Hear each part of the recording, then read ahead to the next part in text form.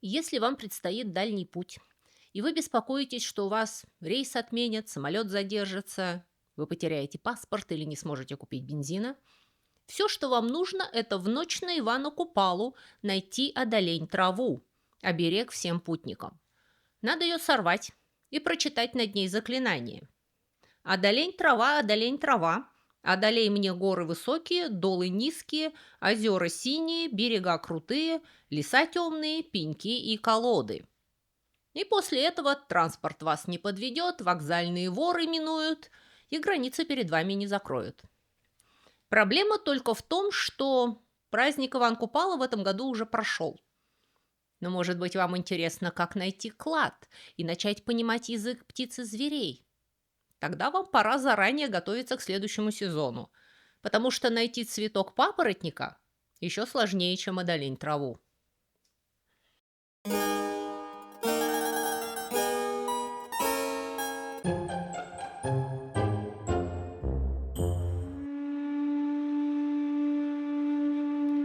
Стоглавый собор 1551 года. О Иванове дни сходятся мужи и жены и девицы на ночное плещевание и на бесчинный говор, и на бесовские песни, и на плясание, и на скакание, и на богомерзкие дела. И егда мимо ночь ходит, тогда отходит к реце с великим кричанием, аки беси и умываются водою. А егда начнет заутренню звоните, тогда отходят в дом и своя, и падают аки мертвые от великого клопотания. Ну да, примерно так это у нас и было. Только про брызгалки забыли упомянуть, водяные бомбочки с балконов и как мы лили воду ведрами с виадука в открытые люки проходящих автобусов. А так, в целом, все верно.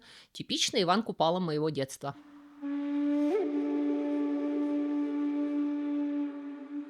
В районе 20-24 июня значительная часть условно-христианского человечества отмечает День летнего солнцестояния, практически слившийся с днем рождения святого Иоанна Крестителя. В Квебеке, к примеру, Сен-Жан-Баптист – это вообще национальный праздник с выходным днем, парадами, фейерверками и в целом бурным празднованием франко-канадской культуры к вечеру, плавно переходящей в бескультурье. Все давно смирились с тем, что древние языческие обряды Мидсаммера, самого длинного дня в году, который отмечался еще в неолите, были христианизированы и привязаны к церковному дню Иоанна Крестителя. Примерно так же, как самая длинная ночь в году, зимнее солнцестояние, была привязана к Рождеству Иисуса Христа. Имеется нестыковка в пару дней, строго говоря, солнцестояние наступает в северном полушарии между 20 и 22 июня, а день рождения Иоанна Предтечи всегда 24-го. Но никто не придирается, просто растягивают празднование.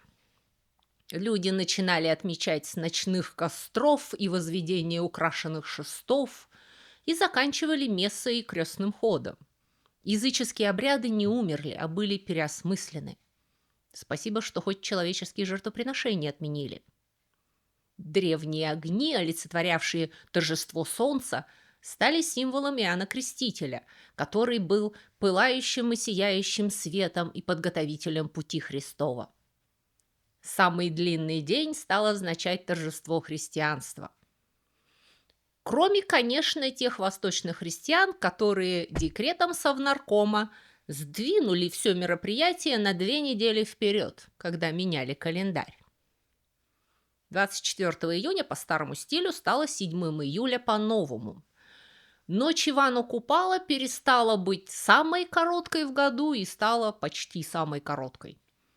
Поразительным образом смена календарей и сдвиг церковных праздников повлекли за собой сдвиг народных обычаев, теоретически существовавших с глубоко дохристианских и уж тем более до совнаркомовских времен.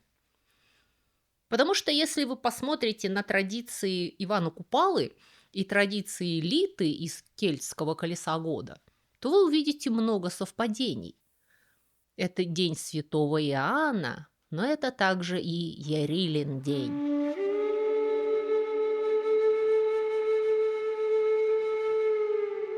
Совпадения между западно- и восточноевропейскими традициями не означают, что одни заимствовали праздник у других.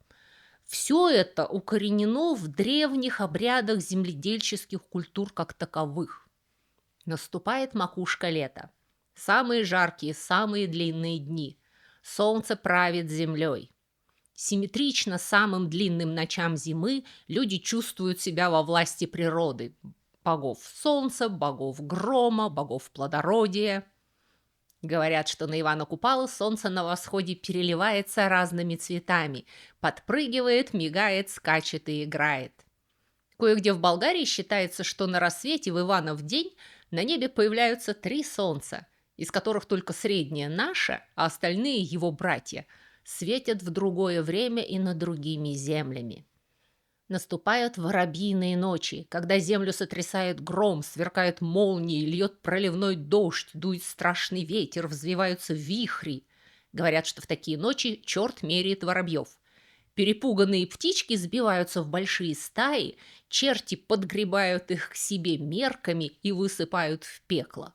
Наказание такое воробьям за то, что они подносили гвозди, когда распинали Христа. Зато же у них и лапки связаны веревочкой, поэтому-то воробьи не могут ходить шагом, а прыгают. Каждый человек, убитый или покалеченный в эту ночь молнией, считался черным колдуном.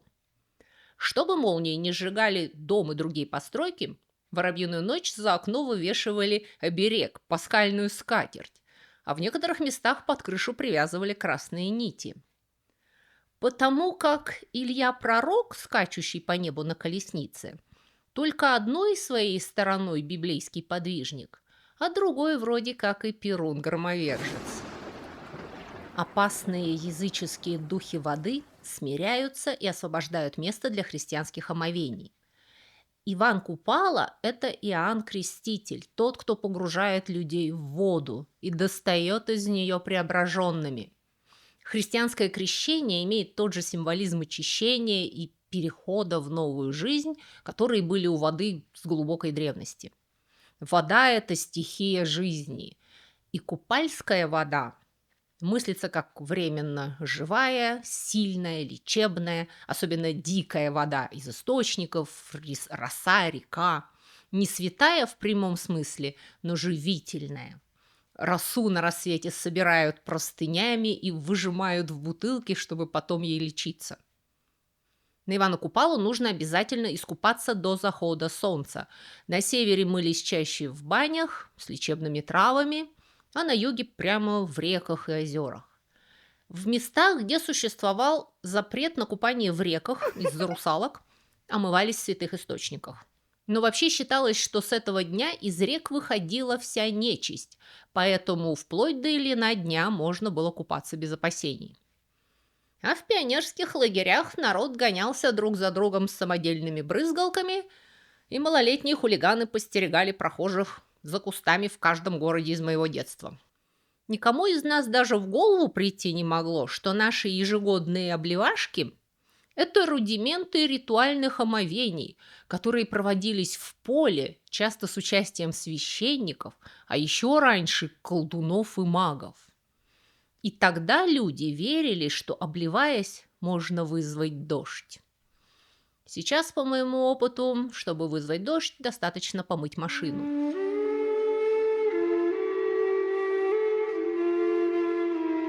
Огонь был другой обязательной стороной праздника. Очищающие костры несут в себе, пожалуй, самый откровенный языческий символизм Ивана Купалы. Купальский костер зажигали с вечера на заходе солнца. Костры устраивали на возвышенностях по берегам рек, озер, прудов или на перекрестках дорог. Для разжигания костра приглашали наиболее уважаемых в общине людей, которые использовали для этого живой огонь, получаемый путем трения одной деревяшки о другую. Вся община участвовала в строительстве купальского костра, и считалось грехом не поучаствовать в сборе дров для него. В костер тащили старые ненужные вещи, избавляясь как от хлама, так и от всех негативных эмоций, с ним связанных. Из всего этого горючего материала наваливалась высокая гора, в центре которой устанавливали шест, на который насаживали соломенное чучело, колесо или смоляную бочку.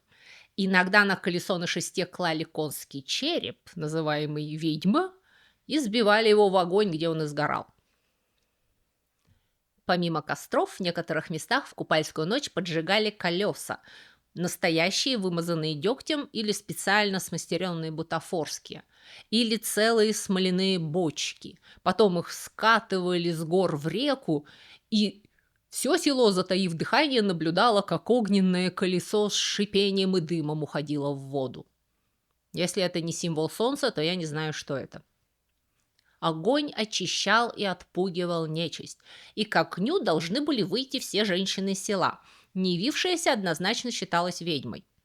Молодежь прыгала через огонь, чтобы предохранить себя от немочи, порчи и заговоров, и чтобы русалки не нападали и не приходили в течение года. Влюбленные парочки, взявшись за руки, прыгали разом. Если во время прыжка их руки не разойдутся, то они навсегда останутся вместе. А если девушка прыгала через костер и вдруг испарялась и улетала в небо клубом белого пара, то это была Снегурочка. Вот так-то ее и узнавали среди наших. Молодежь, напрыгавшись через костры, устраивала шумные веселые игры и бег на перегонки, обязательно играли в горелки. Это изначально была не просто детская игра в догонялки, а пережиток древних обычаев кражи невесты. Парни ловили девушек с намерениями, которые Иван Креститель бы не одобрил. Все эти мероприятия сопровождались громкими криками, хлопанием о землю бичами, стрельбой из ружей, песнями и плясками, чтобы распугать нечистую силу, тянущуюся на огонек. По поверьям, в купальскую самую короткую ночь нельзя спать, так как из лесов и болот, из-под порогов и бань вылезает всякая нечисть. Ведьмы, оборотни, русалки, колдуны, домовые, водяные лешие. Силы зла дают последний бой силам добра. Крадут молоко у коров, заплетают коням хвосты, напускают на младенцев лихорадки и портят хлеб на полях. Кое-где между купальскими кострами прогоняли домашнюю скотину для защиты ее от хвори. В купальских кострах матери сжигали снятые с хворых детей сорочки, чтобы вместе с этим бельем сгорели и болезни. Остатки костра, головешки, угли, пепел считались магическим средством повышения плодородия. Они и вправду ими были. Поэтому головешки-огарки разбрасывали по полям и огородам, закапывали в грядки, а потом последние горящие угольки несли домой и разжигали от них в печи новый огонь. В общем, делали то же самое, что на Самhain делали кельты на другой стороне Европы. Совпадение? Я не думаю.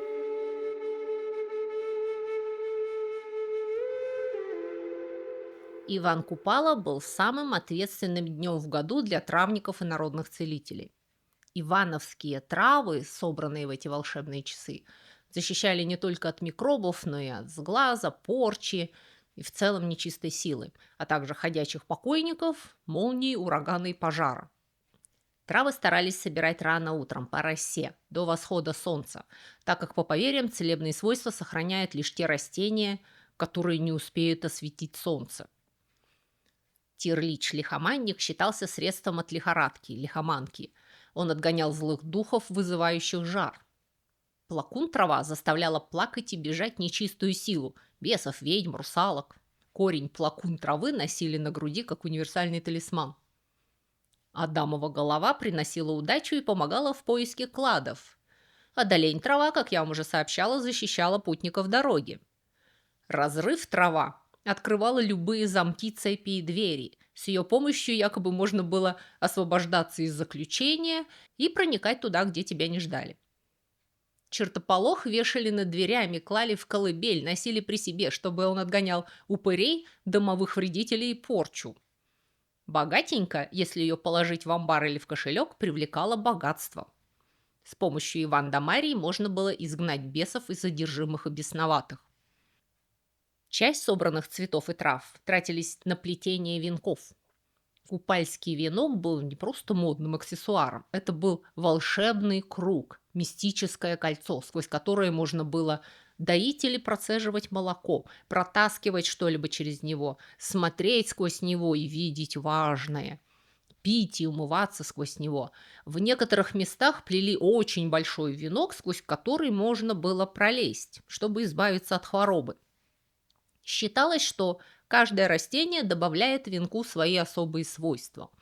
Венки имели защитную силу, их вешали над дверями домов, на ворота и на рога коровам. Заброшенный на крышу купальский венок спасал от грома и молний. Они предсказывали будущее, особенно девицам. Для этого их бросали в реку и смотрели. Если венок уплыл, значит, хозяйке скоро замуж идти и уезжать из села. Если к берегу прибился, так и останется пока в девках. Но некоторые травы имели и другие особые волшебные свойства, которые трудно было оправдать перед приходским священником. В псковском послании игумена Памфила читаем: «Выходят волхвы-мужи и жены-чародейки на луга и болота, в степи и дубравы, ища смертной травы и отравного приворотного зелья на пагубу людям и скоту. Тогда же копают дикие коренья, чтобы приворожить и свести с ума мужей. Сия творят действом дьяволевым с приговоры сатанинскими». Поскольку ведьмы тоже в ту особую ночь не спали и запасались материалами. К примеру, перелет трава давала способность становиться невидимым и быстро перелетать на большие расстояния. Что такое перелет трава? Это цветок папоротника, конечно.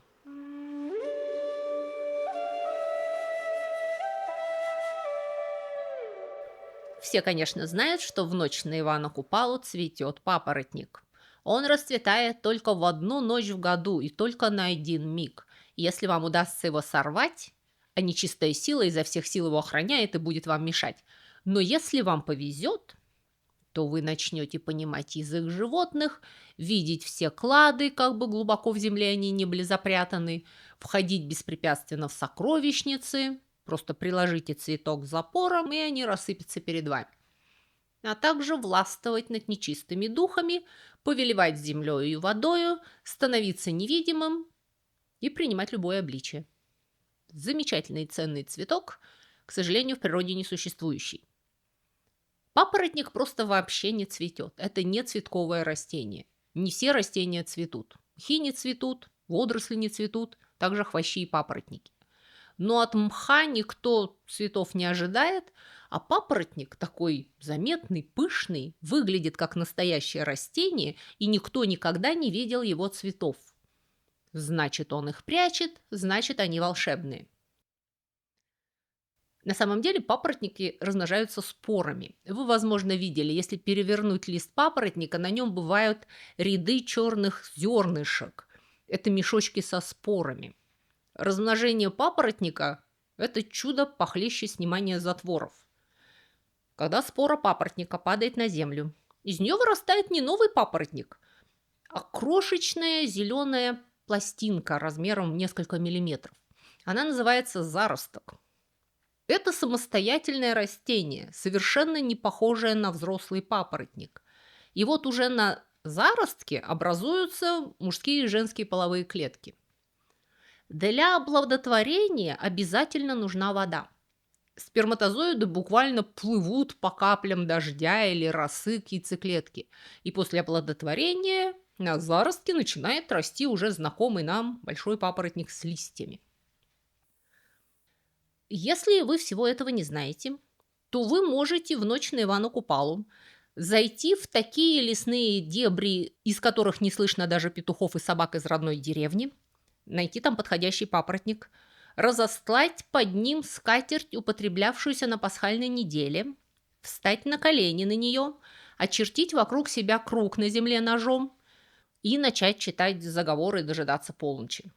Нечисть будет стараться отвлечь вас шумом и страшными криками и звать в чащу голосом близкого человека, но вы не поддавайтесь, а то сгинете. Как только цветок распустится, срывайте его поскорее, прячьте за пазуху и бегите оттуда без оглядки. Но сразу предупреждаю, что кража адского цветка и незнание ботаники до добра никого еще не доводили.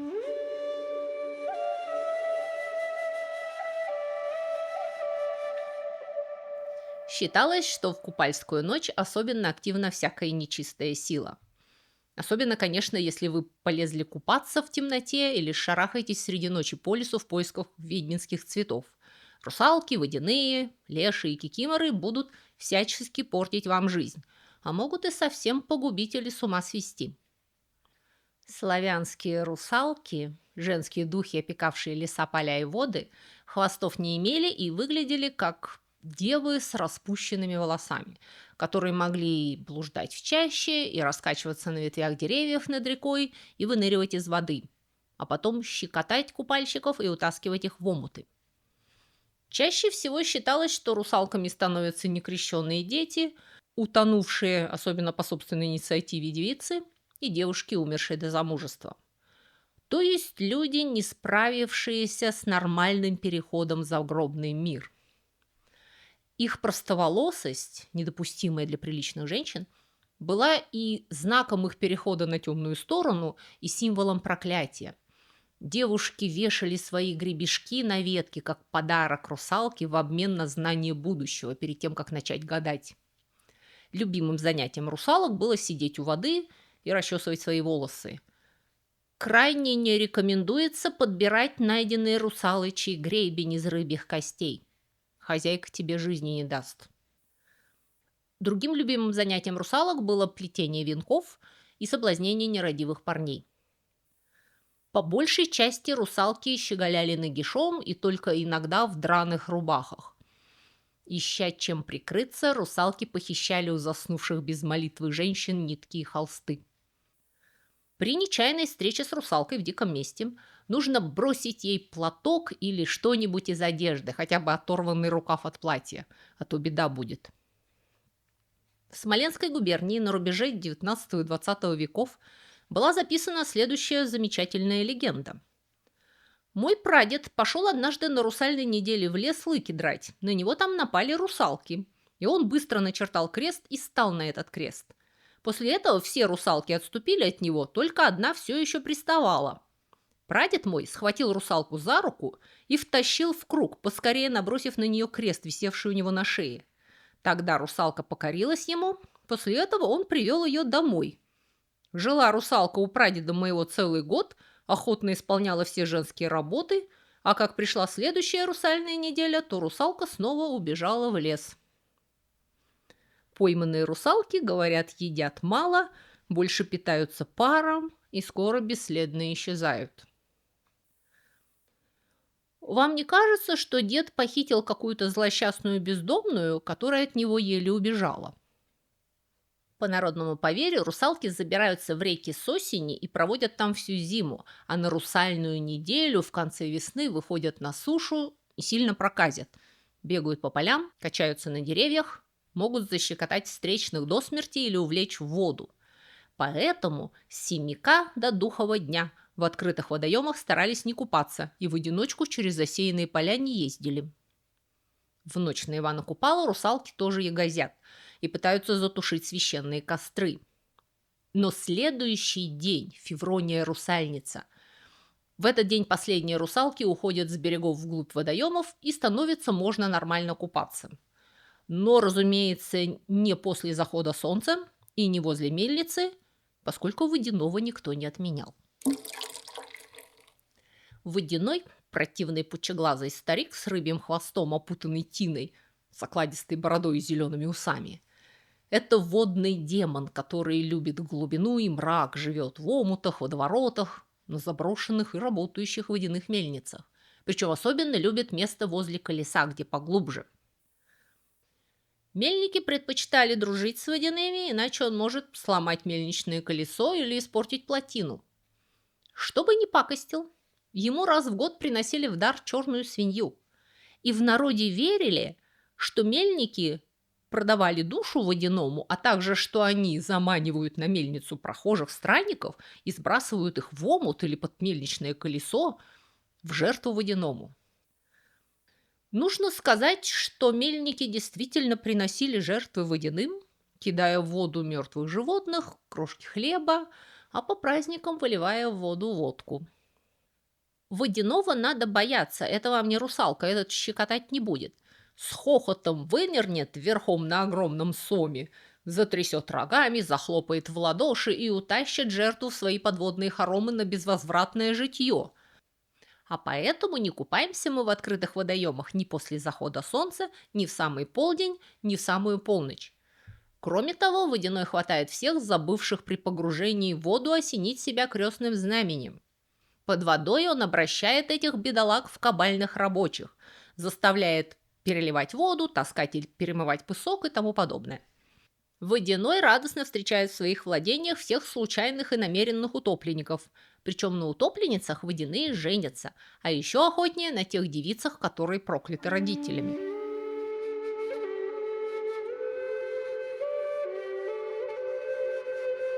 Ну и опять же, точно так же, как на Самейн, в ночь на Иван Купалу молодежь совершала всякие мелкие хулиганства, сваливая вину на эту самую нечистую силу.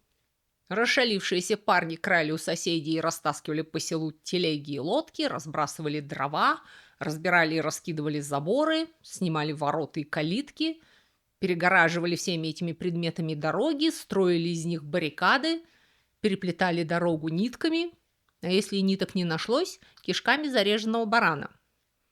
Забрасывали лодки, сани, лестницы, бочки, плуги, бороны и даже телеги на крыше домов, закрывали трубу, чтобы дым шел в хату, подпирали тяжелыми предметами двери, чтобы хозяева не могли выйти из дома, выводили из хлеба скотину и угоняли лошадей.